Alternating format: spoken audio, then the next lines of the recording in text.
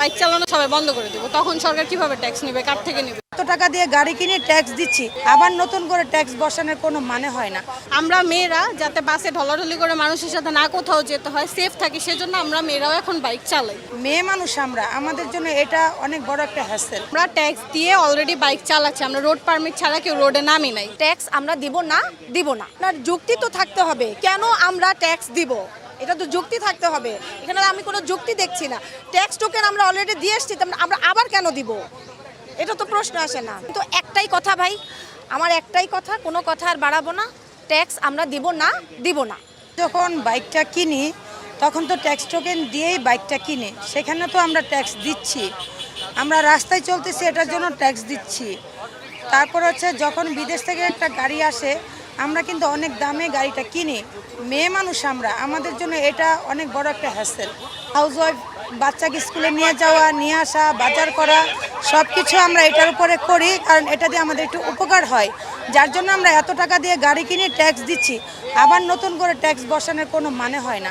Tax যদি বসাইতে হয় 3 চাকার উপরে বসাক, ওরা তো আমাদেরকে অনেক ডিস্টার্ব করে, ওদের জন্য আমরা অনেক হ্যাসেল হই, কিন্তু এটা তো সরকার দেখতেছে না। আমাদেরকে অনেক প্রবলেম পোহাইতে হয়, ভাঙ্গা রাস্তা, তারপর হচ্ছে 3 চাকা, এই যে আপনার অটোরিকশাগুলো, ওরা আমাদেরকে অনেক পেইন দেয়। সরকার তো এটা দেখতেছে না, এটা কেন দেখে না? আমাদের জন্য যে ক্যামেরা বসানো হয়েছে, এটা নিয়ে আমাদের কোনো দুঃখ নাই। আমরা যদি ভুল করি, আমাদের নামে মামলা দেখ, আমরা রাজি আছি। আমাদের এটা নিয়ে কোনো নেই, বরং এটা নিয়ে আমরা গর্ববোধ করি, এটা ঠিক আছে।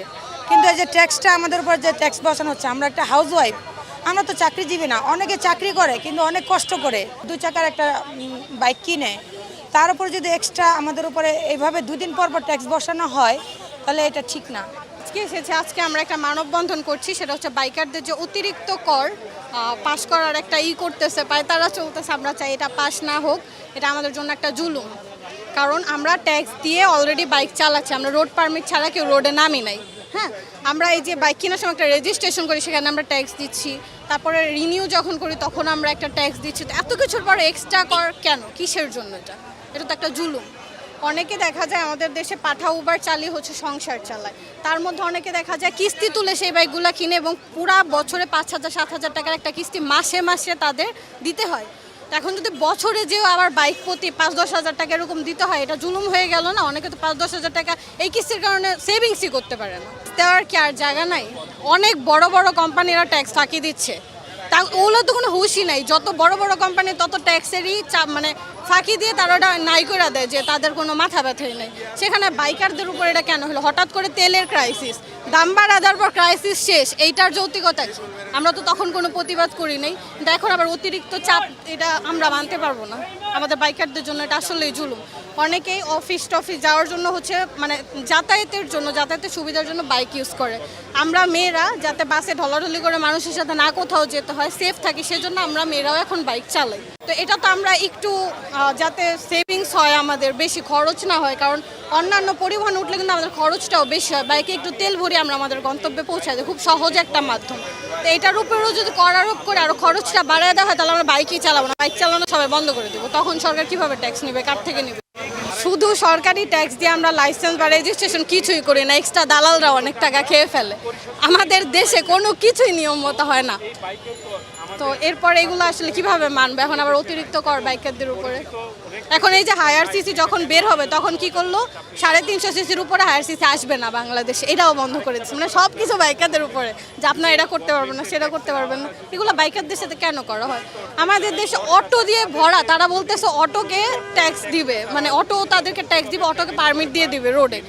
এমনিই ভাই অটোর জ্বালায় বাঁচতেছি না, এদিক দিয়ে সেদিক দিয়ে হাঁটা যায় না, এলাকাতে এত বেশি অটো ফ্লাইওভারে উঠে যাচ্ছে, এর জন্য অ্যাক্সিডেন্ট হচ্ছে। অটো হাইওয়েতে উঠে যাচ্ছে, আমরা ঠিকমতো যাতায়াত করতে পারতেছি না। অটোর থেকে ট্যাক্স নেওয়ার মানে কি? আপনারা তো অটো বন্ধ করবেন, আপনারা সেই ব্যবস্থা করবেন, সেটা না করে আপনার অটোকে পারমিট দিয়ে দিচ্ছেন রাস্তায় চলার, তখন তো তারা আরও মাথায় উঠা যাবে।